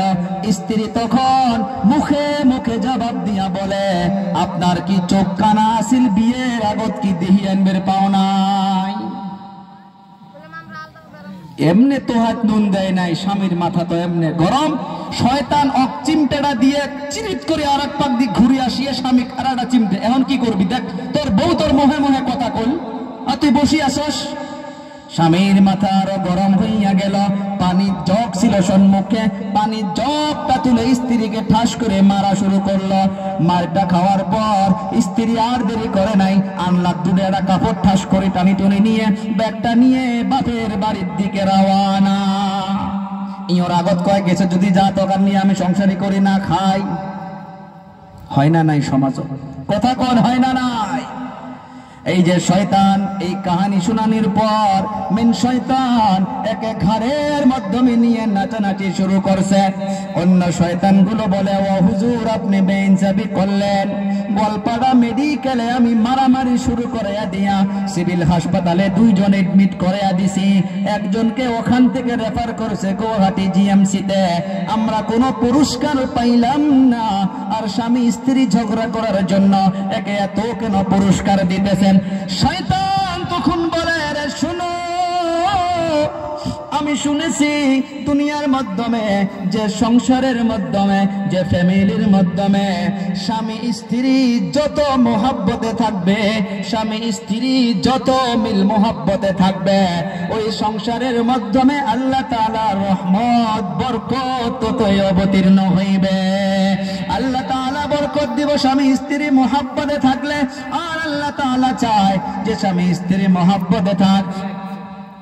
নারে তাকবীর, লিল্লাহে তাকবীর। আর আমি চাই আর আমি শয়তান চাই যে স্বামী স্ত্রী ঝগড়া করুক। একটা কথা মনে রাখবেন যে স্বামী স্ত্রী মোহাব্বতে থাকলে আল্লাহ খুশি হয়, আর স্বামী স্ত্রী যত ঝগড়া করে শয়তান খুশি হয়।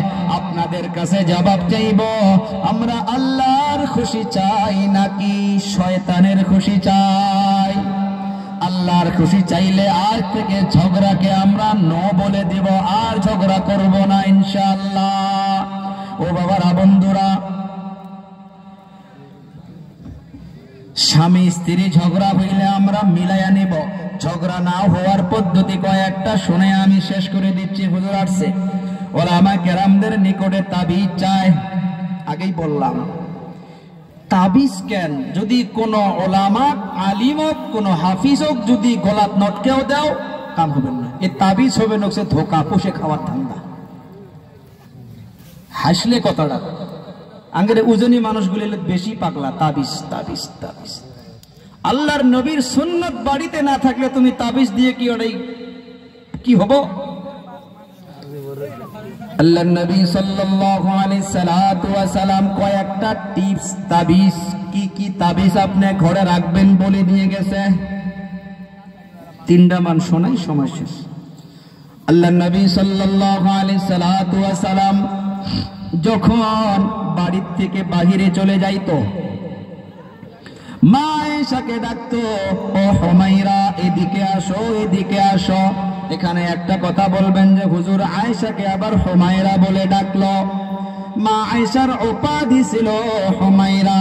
এর দ্বারা নকতা বাহির করছে যে স্বামী নিজের স্ত্রীকে, কথাটা ভালো করে বুঝবেন, স্বামী নিজের স্ত্রীকে নিজ নাম বাদ দিয়াও একটা ভালো উপাধি দিয়া মোহাব্বতের নাম দিয়া ডাকতে পারে। যেমন আল্লাহর নবী মা আয়েশাকে হুমায়রা বলে ডাকতো। আপনি আপনার স্ত্রীকে জানু বলে ডাকতে পারবেন, আপনি আপনার স্ত্রীকে সোনা বলে ডাকতে পারবেন, আপনি আপনার স্ত্রীকে ময়না পাখি বলে ডাকতে পারবেন, আপনি আপনার স্ত্রীকে টুনটুনি বলে ডাকতে পারবেন। এ যুবক, তোমরা কলেজের মাধ্যমে কিন্তু গার্লফ্রেন্ডকে ডাইকো না। আল্লাহর নবী সাল্লাল্লাহু আলাইহি সাল্লাতু ওয়া সাল্লাম মা আয়েশাকে ডাকতেছে, হুমায়রা এদিকে আসো। মা আয়েশা নিকটে জোরে আসলো। আসার পর আমার আপনার নবী মা আয়েশার পেশানিতে একটা চুমা দিল। চুমা দেওয়ার পর আমার আপনার নবী বাড়ির থেকে বাইরে চলে গেল। মানুষের দ্বারে দ্বারে কালেমার দাওয়াত দেওয়ার জন্য চলে গেল। এর দ্বারা লিখেছে মুহাদ্দিসিনে কেরাম, কোন স্বামী যদি আল্লাহর নবীর এই একটা সুন্নতকে যদি জিন্দা করতে পারো, আপনার স্ত্রী কিয়ামত পর্যন্ত কোন ভিন পুরুষকে আপনি বাড়িতে না থাকার জন্য কাউকে খারাপ নজরে দেখতে পারবে না। কত বড় তাবিজ তাইলে এটা একটা মোহাব্বতের জন্য। কিন্তু যুবক, আমি আপনি বাড়ির থেকে চলে যাই, ঠাস করে চা খাবের দেয়, চার বাড়িটা ঢেকে দেই, ভাত দেয়, ভাতটা ঢেকে দেই, দিয়ে দোকানের চাবি নেই, নিয়ে বাজারে চলে যাই। একদিন ওরকম করে চলে যায়, 2 দিন ওরকম করে চলে যায়, 3 দিন অমন করে চলে যায়। যার মোহাব্বতের জন্য স্ত্রীগুলো নিজের বাবার মোহাব্বতকে ত্যাগ করে দিল, ভাই বোনের মোহাব্বতকে ত্যাগ করে দিল, মায়ের মোহাব্বতকে ত্যাগ করে দিল। আর ওই আপনার নিজের স্ত্রী যখন আপনার কাছে একটা মিঠা কথা পাবে না, তার দিলটা লাহে লাহে লাহে লাহে মরে যাবে। এমন করে আপনি দৈনিক গুসা করে করে কারোবারে চলে যাবেন, আপনি মেঘালয় চলে যাবেন, আপনি অন্য জায়গায় চলে যাবেন। শয়তান তো মেহনত করতেই থাকে। ওই যে গজবের মোবাইল যে আপনি দিয়ে রাখছেন, এই গজবের মোবাইল দিয়া যখন গোলপাড়া কলেজে পড়ে, ওই কলেজ লাইফের ওই বয়ফ্রেন্ডের কথা মনে পড়ে যায়। আহারে, গাছতলে কত মোহাব্বত দিত, হোটেলে নিয়ে গিয়ে কত মোহাব্বত দিত, একসঙ্গে কত পিজ্জা খিলাইতো, একসঙ্গে কত ললিপপ খিলাইতো, তার কথা মনে পড়ে দেয়। শয়তানে মনে করাইয়া দেয়। ওই যে গজবের মোবাইলটা বাহির করিয়া ওই পুরানা বয়ফ্রেন্ডকে ফোন দিতেছে। বয়ফ্রেন্ডকে ফোন দেওয়ার পর ঠাস করে কান্না এসে গেল, তার মনটাও গলে গেল। বলে, কান্না করিও লাভ লাভ নাই, শোনো আমি কি বলি শোনো। বলে কোথায় আসো? বলে আমি অনেক দূরে আছি। বলে আমার জীবনটা শেষ, যদি আমাকে সঠিক মোহাব্বত ওই টাইমে যদি করে থাকছো, কতবার যে মাথা ধরে কিরা খাইছো, ওই কিরার কসম দিয়া বলতাছি তাড়াতাড়ি একটা অ্যাল্টো নে, আমার স্বামী বাজারত আছে, 8টা বাজার আসবো, তাড়াতাড়ি আয়, আমি বাড়িতে রেডি হই। সন্তান গিয়েছে স্কুলে, ওই যে পুরানা বয়ফ্রেন্ডের সাথে গাড়ির মাধ্যমে বসে হাত ধরে চলে যাইতেছে। আর এই মগা রাতের মধ্যে বাজারের থেকে আসি, দেখে স্ত্রী নাই, ছেলে পেলে নিয়ে কান্নাকাটি করে। কেন তুই বাড়ির মাধ্যমে ঝগড়া করস? কেন স্বামী স্ত্রী মোহাব্বতে থাকস না? জি শর্ট করবো, শেষ করবো, ঠিক আছে।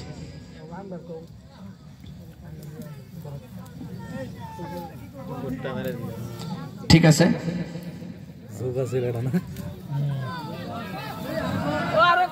না না না সময় নাই। তার মানে আমার একটা অভ্যেস, মঞ্চে যখন কোনো মানুষ ইশারা দেয় বা আমাকে বলতে, আমার মানে বহুত থাকি ভিতরত ছটপট ঠেকি আছে যে মঞ্চত কাইবে চায়া আছে নাকি যে আমি শেষ করি, আল্লাহ জানবো বেহতর। তো আসলে সময় অনেক হয়েছে, আর মুখ্য অতিথি আসছে, বসায় রেখে